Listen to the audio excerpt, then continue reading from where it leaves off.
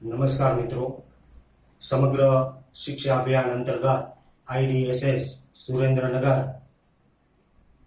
આજનો મારો વિષય છે બૌદ્ધિક મંદતાના કારણો, લક્ષણો તેમજ તેમના પ્રકારોની સમજ. આ વિડીયો બનાવવાનો હેતુ લોક કલ્યાણ અર્થે છે. બૌદ્ધિક મંદતા ધરાવતા બાળકો, એના કારણોની આજે ચર્ચા કરીશું.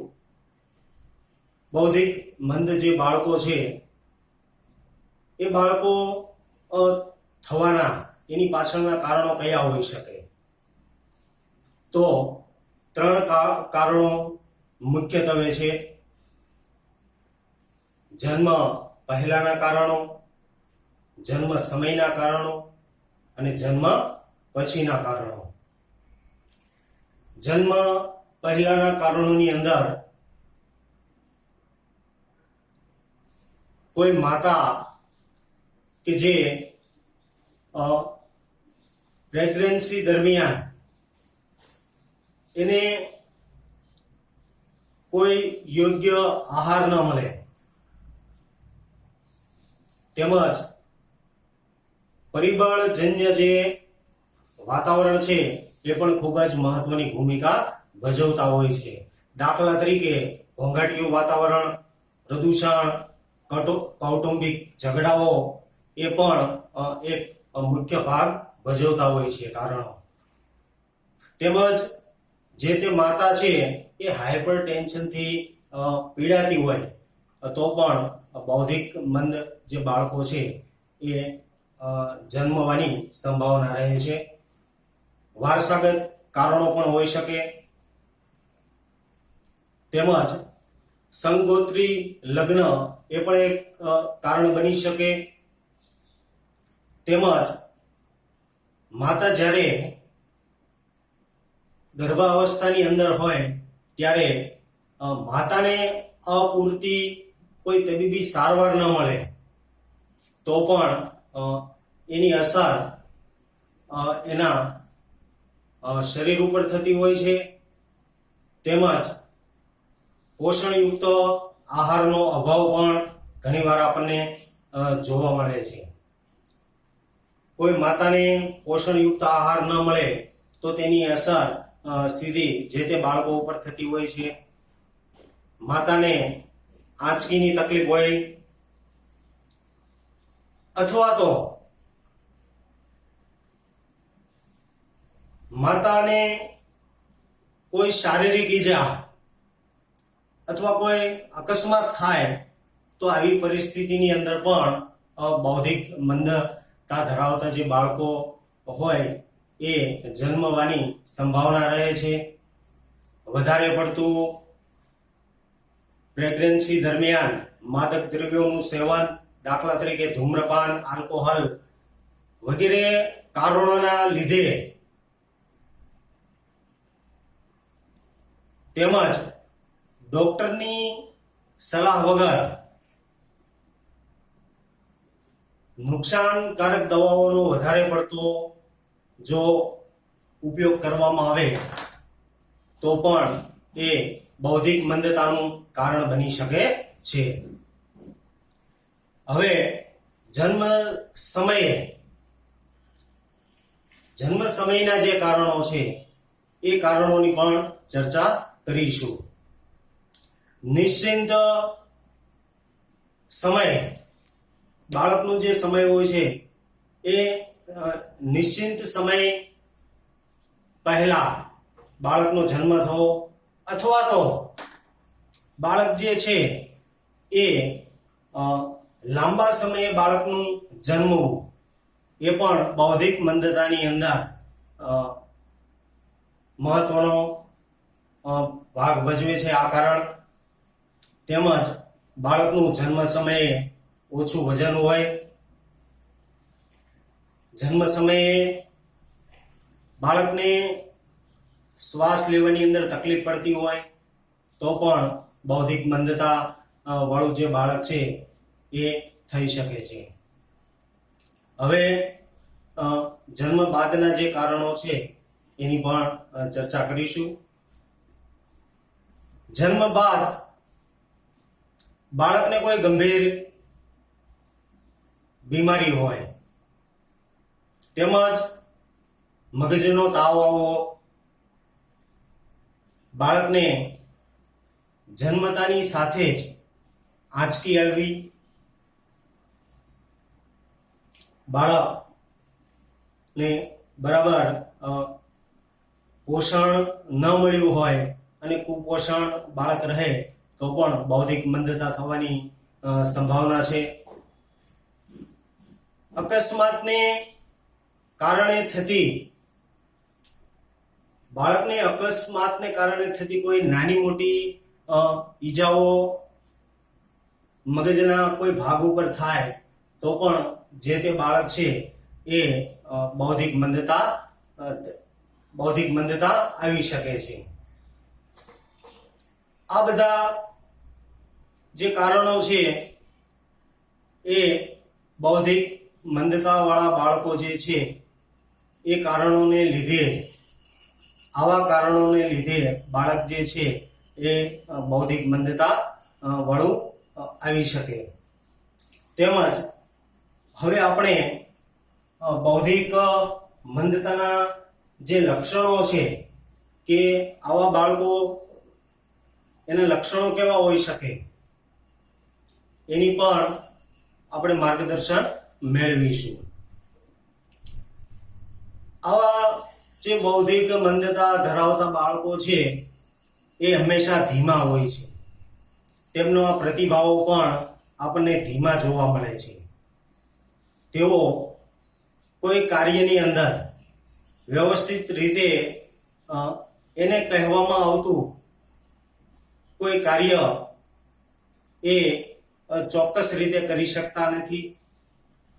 તેમને વારંવાર કહેવાની કે મદદની પણ જરૂર પડતી હોય છે. ઝડપથી શીખવાની અંદર પણ આવા બાળકો જે છે એ અસક્ષમ જોવા મળે છે. આ બાળકો ઝડપથી શીખી શકતા નથી. શીખવા માટે તેઓને ડ્રીલ એન્ડ પ્રેક્ટિસ પુનરાવર્તન કરાવવું પડે છે વારંવાર. તેમજ નિર્ણય શક્તિ જે છે આ બાળકની એ નિર્ણય શક્તિની અંદર પણ એક અભાવ જોવા મળે છે. તેઓ તુરંત નિર્ણય લઈ શકતા નથી. બીજાના આધાર પર આ બાળકો બીજાના આધાર પર કે બીજાના નિર્ણય ઉપર નિર્ભર હોય છે. આવા બાળકો લક્ષણની અંદર જોઈએ તો ઘણીવાર ગુસ્સાત્મક વલણ પણ ધરાવે છે. સમજવાની ગતિ પણ તેઓની મંદ હોય છે. સમજવાની અંદર મુશ્કેલી પડવી અથવા તો જે સમજાવ્યું હોય એનાથી કંઈક અલગ જ કરવું, આ બધા જે લક્ષણો છે એના દ્વારા આપણને બાળકનો ખ્યાલ આવે છે કે બાળક છે એ તેને ક્યાંક ને ક્યાંક મુશ્કેલી અથવા તકલીફ છે. એના આધારે એનું એસેસમેન્ટ કરીને અથવા કોઈ ચેકલિસ્ટ તૈયાર કરીને પણ આ જે બાળકો છે એનું મૂલ્યાંકન કરી શકાય. ત્યારબાદ ધ્યાન, આ બાળકો બેધ્યાનપણે જોવા મળે છે. ધ્યાન કરવાની જે એની શક્તિ છે એ શક્તિ તેઓ ધ્યાન કેન્દ્રિત કરી શકતા નથી. તેઓને કોઈ પણ કાર્યની અંદર કે અભ્યાસમાં ધ્યાન કેન્દ્રિત કરવાની મુશ્કેલી પડે છે. તેમજ વારંવાર ભૂલી જવું, આ બધા તેમના લક્ષણો છે. અન્ય બાળકો કરતા તેઓનો વિકાસ એકદમ ધીમો જોવા મળે છે. નોર્મલ બાળક અને દિવ્યાંગ બાળક, બૌદ્ધિક મંદતા ધરાવતું બાળક, આ બંનેની જો સરખામણી કરવામાં આવે તો બંને વચ્ચે વિકાસનો જે તબક્કો છે એ ખૂબ જ ધીમો આપણને જોવા મળશે. દાખલા તરીકે જન્મ બાદ બોલવું, બોલતા શીખવું, ચાલતા શીખવું, આ બધા લક્ષણો બૌદ્ધિક મંદ બાળક જે છે એના છે.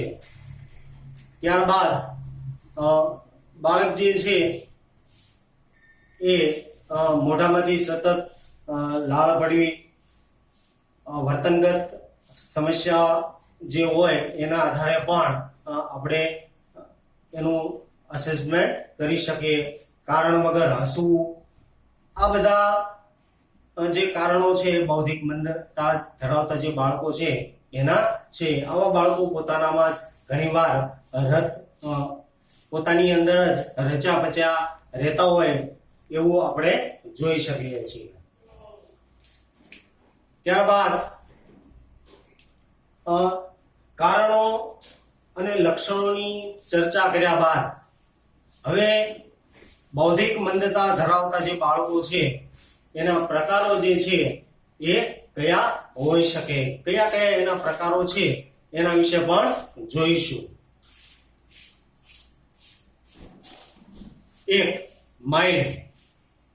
બૌદ્ધિક મંદતાની અંદર માઇલ્ડ કેટેગરીનું જે બાળક છે એ બૌદ્ધિક મંદ બાળક જે છે એનો જે બૌદ્ધિકાંક જે હોય છે એ 50 થી 69 જોવા મળે છે. આવા બાળકો શાળાની અંદર સહઅભ્યાસિક પ્રવૃત્તિની અંદર રિસ્પોન્સ આપણને આપતા જોવા મળે છે. તેઓ વાંચન અને લેખન મહદઅંશે કરી શકે છે. ત્યારબાદ માઇલ્ડ કે જેઓનો બૌદ્ધિકાંક જે છે એ 35 થી 49 છે. આવા બાળકોને શાળાની અંદર અભ્યાસની પ્રવૃત્તિની અંદર વારંવાર મદદની જરૂર પડતી હોય છે. તેઓને પ્રવૃત્તિઓ દ્વારા શિક્ષણ આપી શકાય. આવા બાળકો જે છે એ અનુકરણ દ્વારા પણ શીખવાનો પ્રયત્ન કરતા આપણને જોવા મળે છે. સિવિયર કેટેગરીનું જે બાળક છે એનો બૌદ્ધિકાંક 20 થી 35.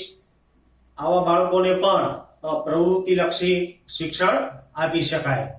ત્યારબાદ આવે છે પ્રોફાઉન્ડ, એટલે કે આવા બાળકો જે છે એ કસ્ટોડિયલ પ્રકારના પણ ગણી શકાય.